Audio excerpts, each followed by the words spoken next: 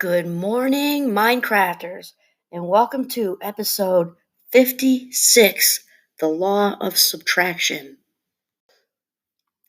Well, I think most people are aware of the law of attraction by now.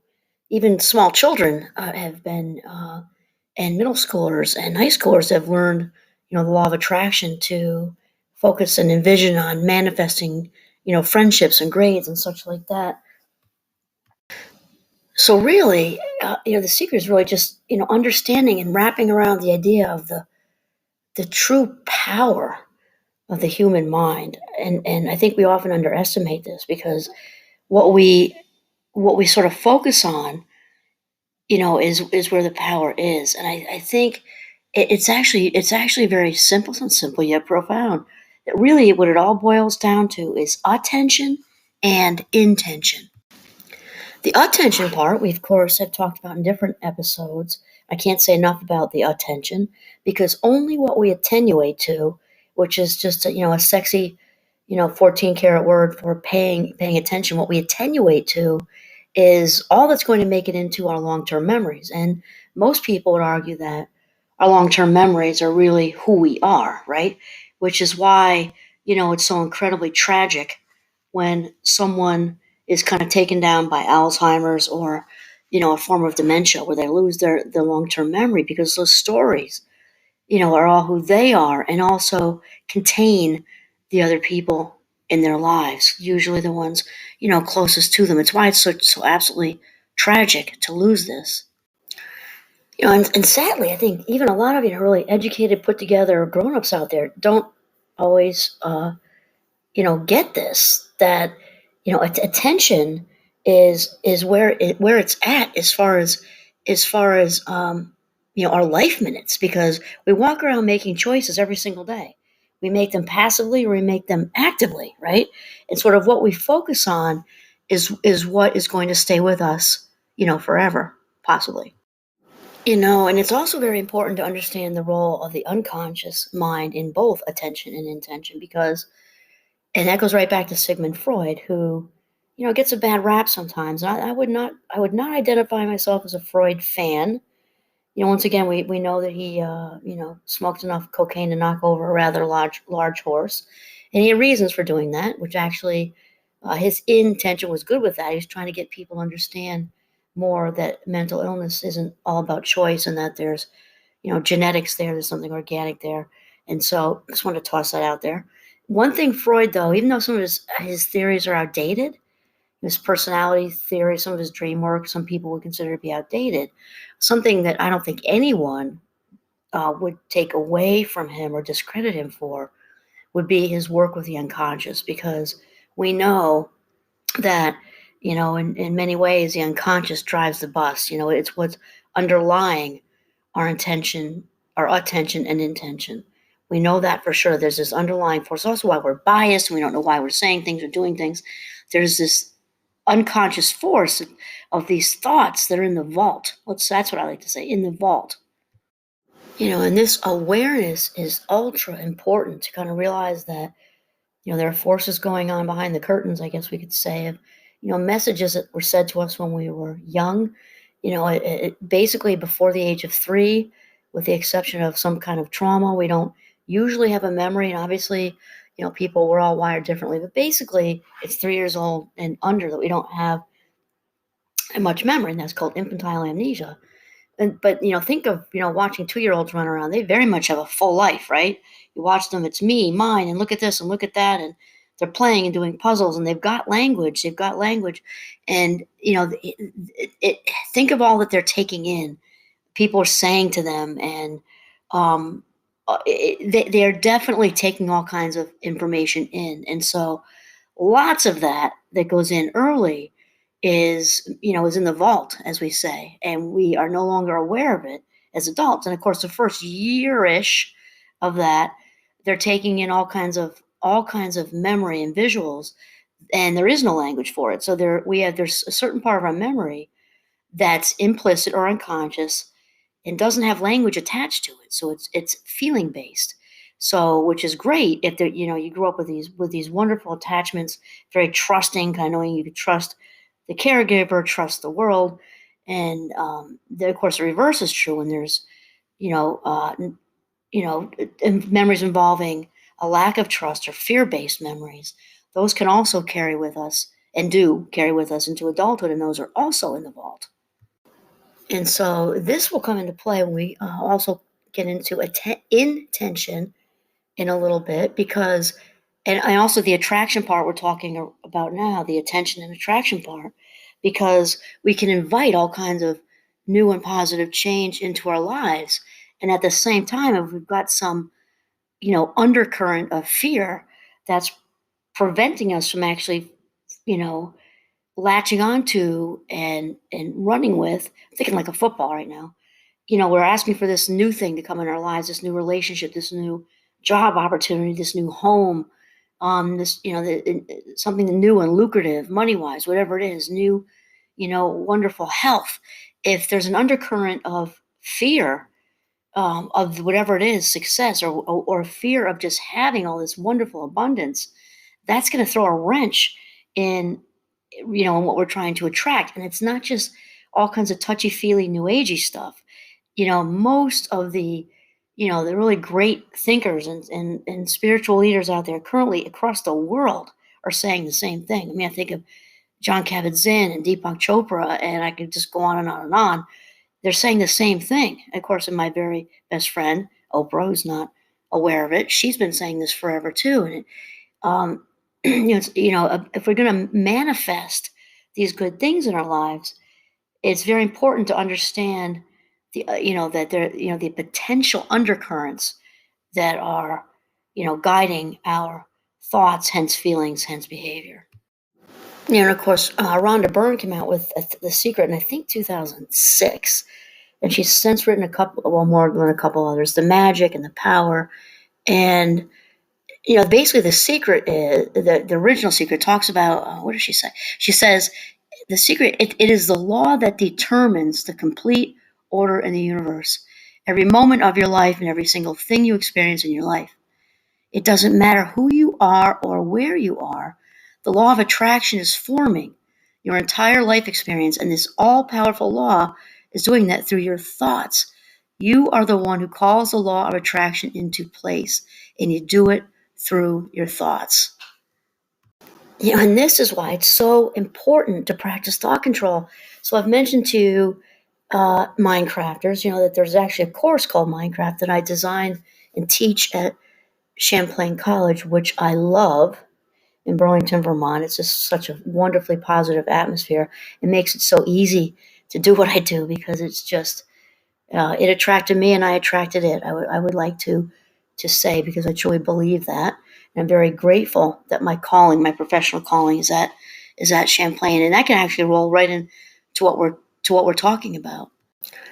And this course, Minecraft, which is about optimal human functioning and life satisfaction, is about being the boss of your brain, becoming the boss of your brain, because thoughts come first and feelings come second, and then actions or behavior, however you want to label that, third. So without any exaggeration, our thoughts dictate our feelings, which means our thoughts dictate our lives.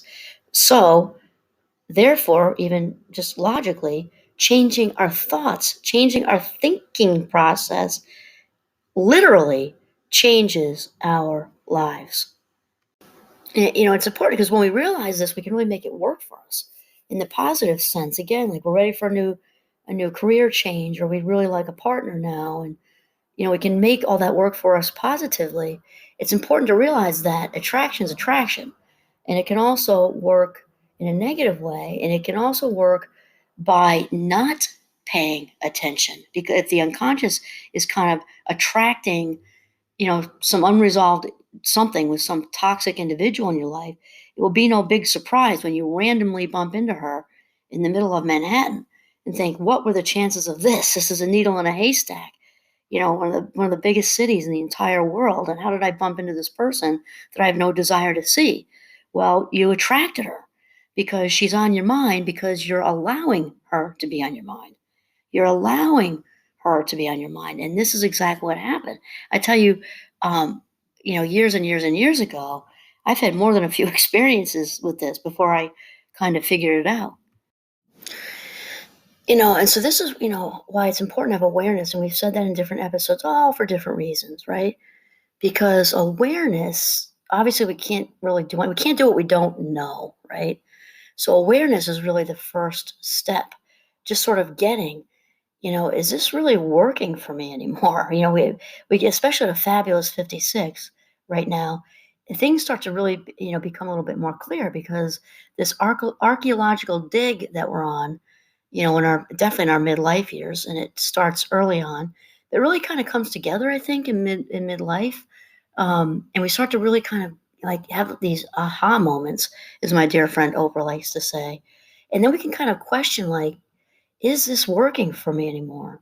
It's important to ask, is this working for me in the way I want it to work for me? Because there's all kinds of payoff in this life, and it's not necessarily positive. And it's important to explore that because payoff is just, like a sort of regular layperson's term for reinforcement, right? Because there are all kinds of things that reinforce us. Again, they aren't necessarily healthy. And actually, self punishment, there's big payoff in that. I'm actually thinking of the Grinch, the Grinch Who Stole Christmas, the cartoon, and also the Jim Carrey one. Love that guy. And when he says, he gets the phone call, I forget, from Max or who I remember, and he says, "What are you doing?" And he says, "I'm wrestling with my self-loathing cycle." And people can get really wrapped up in that self-hatred, hamster wheel, and it becomes, the more we do it, more, I should say, rephrase, the more we allow the self-hatred, the more it grows, becomes stronger, and it's self-reinforced. And so something like that can be an enormous payoff. And when we think of payoff, we often think of positive, but is reinforced is reinforced. That means our behavior, our thinking, our feelings, and our behavior, and whatever that is, are getting stronger and stronger and stronger, which means that the pull or push to think in this way, hence feel in this way, hence behave based on these feelings, gets stronger as well. And many of us are walking around, kind of like in zombie mode, not getting the automaticity of these things that are considered payoff for us. They're reinforcing our thinking. So in order to change it up, we need to become aware of whatever it is that might be in the way. And we also need to really shift our attention to what we really truly want and which direction we want our life to go, because as so many people have said this, and I guess I'm just jumping on the the karma train moving forward, right? Is that we are, the main characters on our stage. We are the playwrights of our script. And not to sound cheesy and ridiculous, it's true. And I'm thinking of also the four agreements, because Don Miguel Ruiz also says this in his book, which I'm a big fan of. And it's interesting. And it's kind of like, if so many people across the world, different cultures, different religions, different ways of thinking, are basically, they're all saying the same thing in different ways. To me, that kind of, the main thread that's kind of, winding through all these brilliant minds is, just maybe there's some truth there. I would say definitely. And so Rhonda Byrne, she wrote The Magic and the Power. I have the power actually sitting here on my lap, literally. And, just a quick paragraph from her with this, because she kind of carries a secret into, her next book. I'm not sure if it was her exact next one, but it's one that she wrote afterwards. She says, "You are meant to have an amazing life," with an exclamation point. She says, "You are meant to have everything you love and desire. Your work is meant to be exciting, and you are meant to accomplish all the things you would love to accomplish. Your relationships with your family and friends are meant to be filled with happiness. You are meant to have all the money you need to live a full, wonderful life. You are meant to be living your dreams, all of them. If you want to travel, you are meant to travel. If you would love to start a business, you are meant to start a business. If you would love to learn to dance or learn how to sail a yacht or study Italian, you're meant to do those things. If you would love to be a musician, a scientist, a business owner, an inventor, a performer, a parent, or whatever it is you would love to be, you are meant to be it. And it's interesting because after just reading that paragraph, which I didn't really have a plan to say this, but it actually, uh, you know, it brought me to a squirrel moment because I attracted Italy and then I attracted it again actually, and to learn Italian because I love languages. And so, I had this feeling I wanted to go to Italy, and then it kind of just was, increasing. Italy was kind of calling to me, and I was calling it. And I made some Italian dishes. I actually bought a very cool chalkboard like you have in a restaurant where they write the specials, and I hung it up in our dining room. And I would write, well, this is when the kids were little. Or sometimes I'd have them do it, write what we were going to have for dinner on the chalkboard as if we were a restaurant.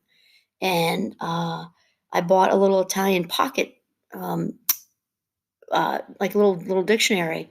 And after that, I bought CDs. And before you knew it, I was taking our 11-year-old to Italy. Oh, I forgot another important part of the story. This is how much I attracted it. I just kept Italy on the brain, Italy on the brain, Italy on the brain. And that's how it turned into Italy on a train once I got over there, right? We went over the place. I had a friend who was a flight attendant. We were supposed to go someplace else. I think it was Africa. Anyway, it didn't work. And she felt badly, which she didn't need to.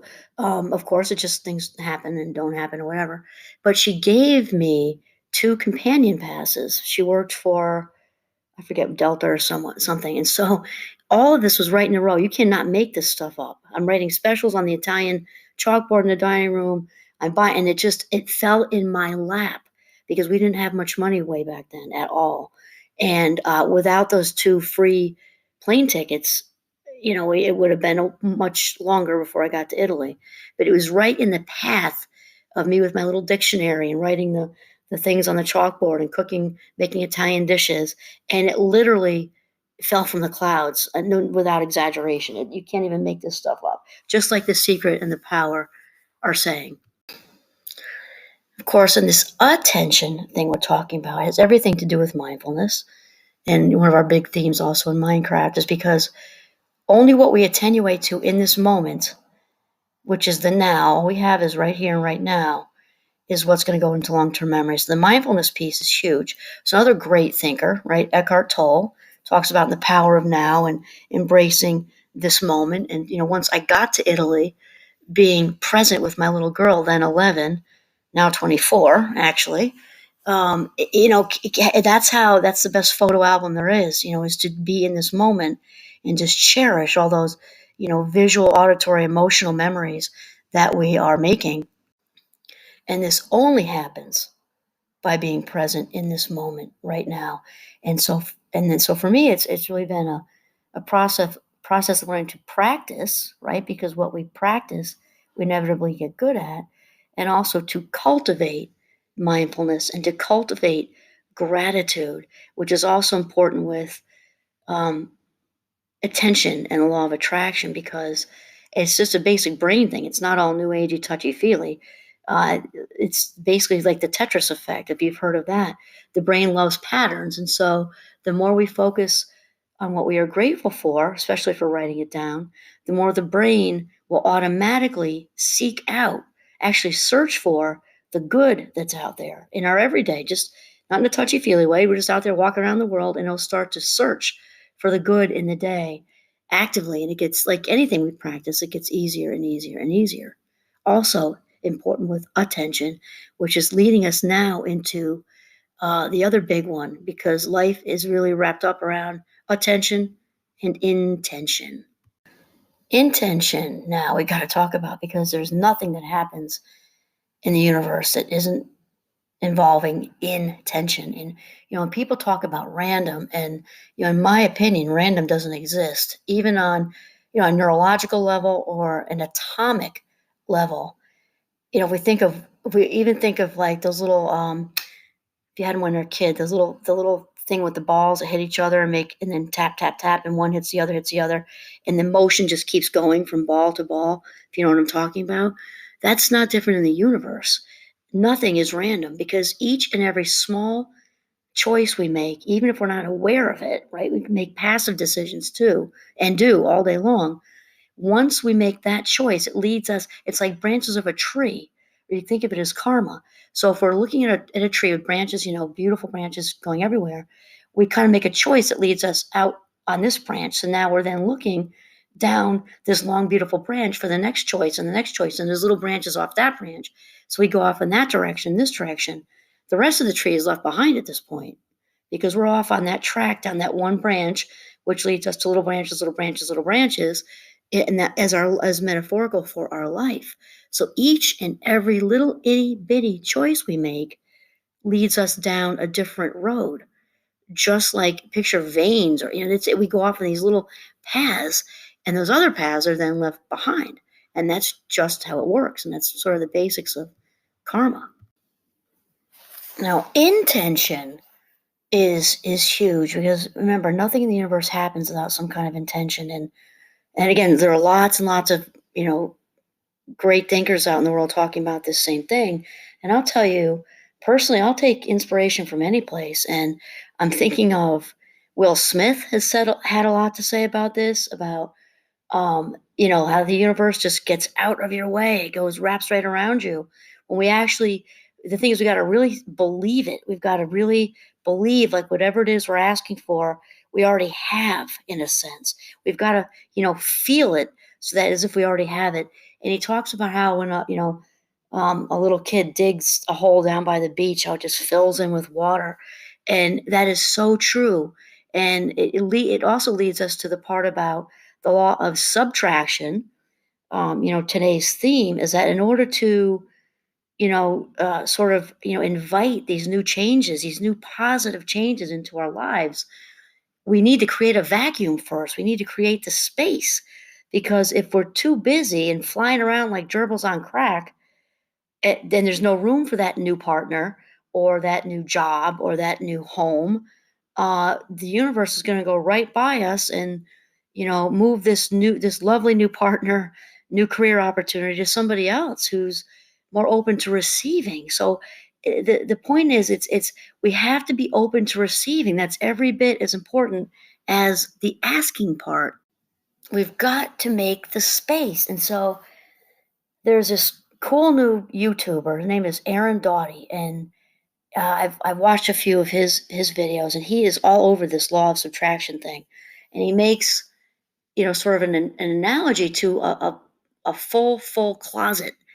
If it's kind of like, if you this is a good visual. If you want new clothes, you think, oh, I need a new wardrobe. I want to bedazzle everybody at work. I need something new. I've been in a clothes rut. I want to change my whole look. Yet your closet is jam-packed full. It's got, shoes halfway up. It's got clothes for all 4 seasons. You have way more than you could ever possibly wear. Let's say 2/3 of them you haven't worn in the past year, which I have personally, I have a rule with that. It all goes. But let's just say you're not there yet, and you've got this packed closet full of many things you're not even wearing, don't care about, don't find bedazzling anymore. Well, guess what?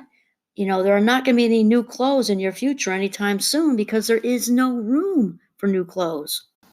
Think of what great sense this makes. So you're thinking, oh, I'm ready for a partner. I might like to have a partner in my life. And, you start to, focus your energy and your attention on that. Well, that's all great and well and good. The universe will certainly hear you.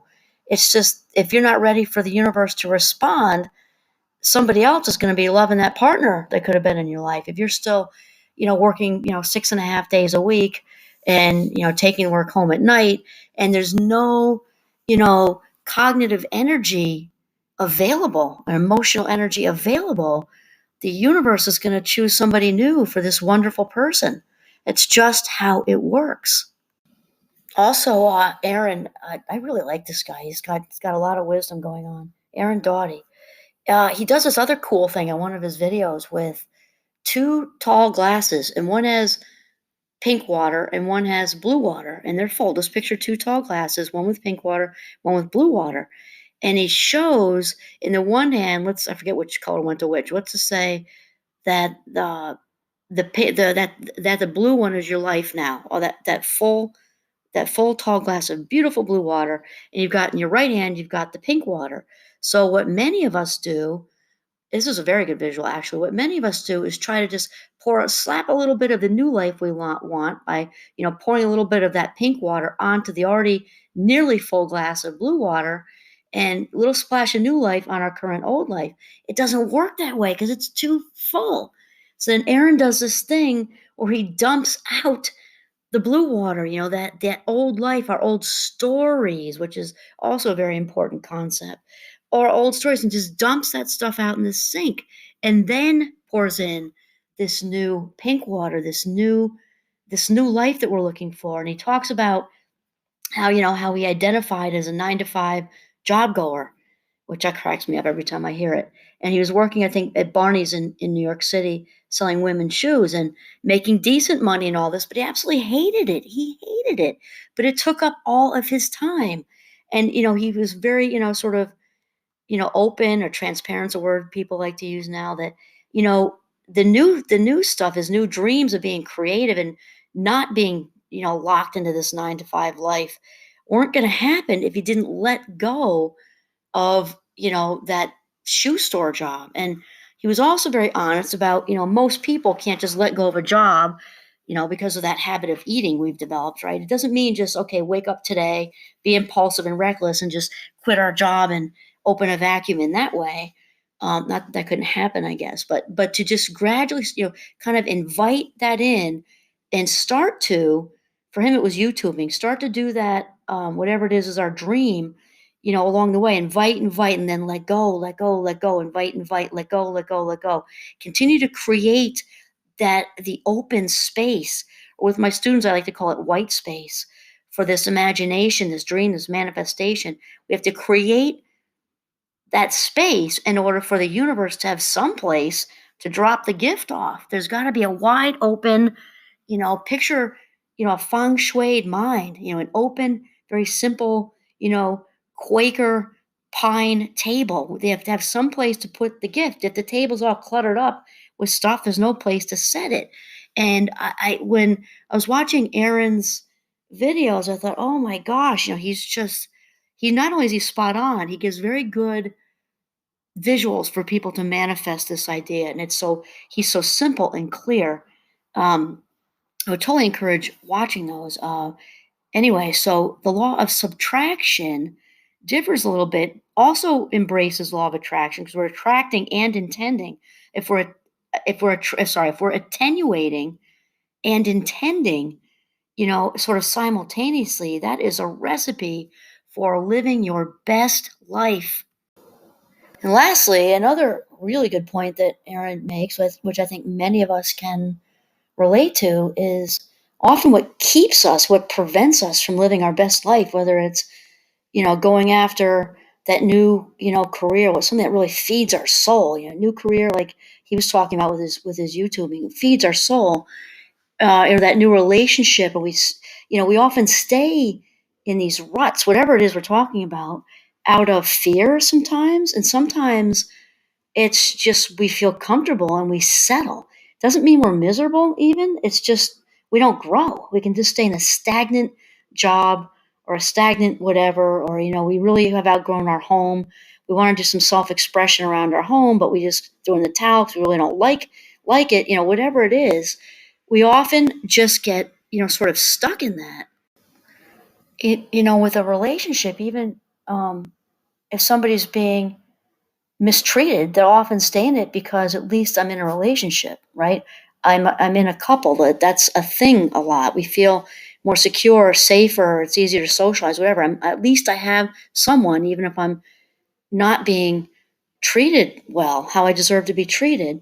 People stay in jobs definitely often because of the security, at least, the paychecks coming in, and that's all good stuff. We need paychecks to come in, and sadly, we really settle rather than, living a life of passion. And this is what we're talking about.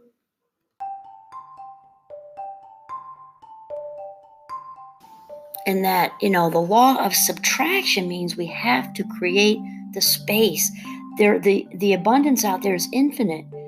So many people, I think we worry about, oh, if I take that extra piece of pizza, then there's, less for somebody else. Well, that's true in the pizza world.